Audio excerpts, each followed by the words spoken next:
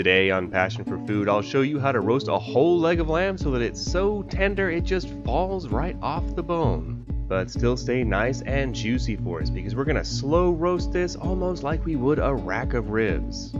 And even though it might look like we slaved over this half the day, there's only about 10 minutes of actual work involved, so no need to be sheepish. Let's go ahead and get started. This is a whole shank-on leg of lamb. I don't see these in my local stores a lot, so I saw this big beautiful thing on sale and I just had to buy one. Most of the time all I see are boneless legs of lamb and butterflied legs of lamb, so I was really excited to be able to work with this whole piece of lamb today.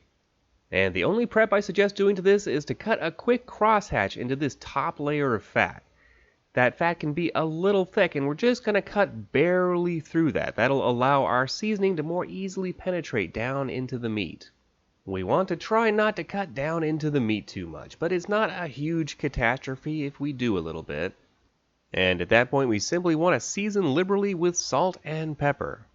And don't be shy with the salt. Keep in mind you're going to need just under 1 teaspoon of salt per pound of your roast. And this roast was a little bit over 8 pounds, so that means we need just over 2 tablespoons of salt in total here. So keep that in mind, and as I've mentioned before, under-seasoning is one of the most common culinary crimes committed in the kitchen. Anyway, let's get cracking with a little more black pepper, and then we're going to whisk this off to a giant roasting pan. Now, luckily the big roasting pan I had was just barely big enough for me to get this huge leg of lamb into. Now, if you're yelling at your screen that I've forgotten the classic rosemary, just hang on. We're going to whisk this off to an oven first where we're going to broil it for about 5 minutes, just to develop a little bit of color. That's going to add a great depth of flavor and also make for a much prettier presentation. Once we have some nice browning on our lamb, I'm just going to pull the rack straight out here, and we're going to add about 4 or 5 cups of boiling water. Now it helps if the water is boiling, otherwise you're just resetting all the temperatures back to 0 in the pan here. And it's at this point we're going to add our classic rosemary. That cross-hatch pattern we cut is going to make it real easy just to lay that right on top. It'll stick right in.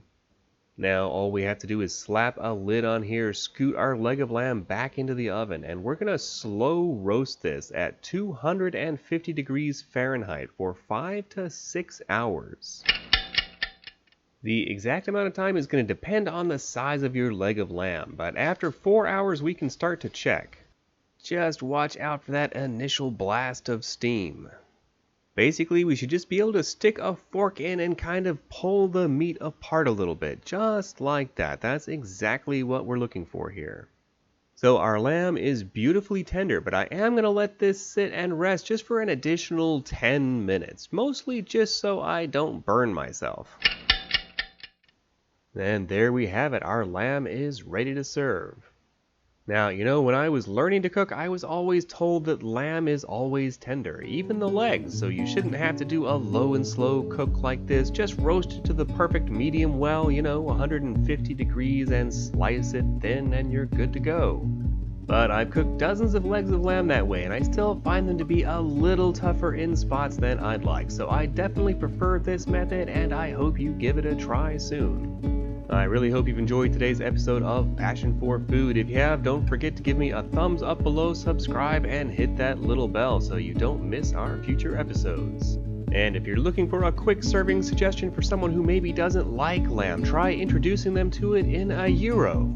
That tangy tzatziki sauce, lettuce, tomato, and onions really go great with the soft pita and lamb.